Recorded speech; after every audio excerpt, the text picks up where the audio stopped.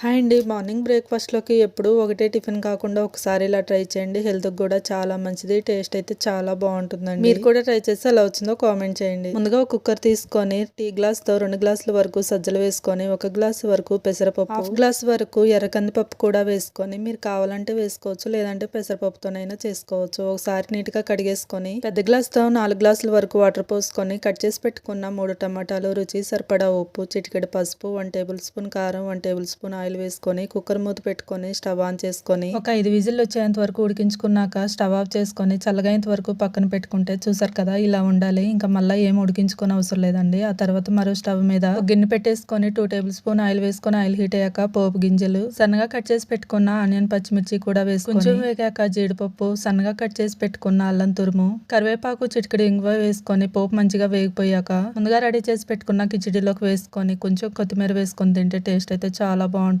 Recipe ఎలా అనిపించిందో comment చేయండి. అలానే సబ్స్క్రైబ్ చేసుకోండి.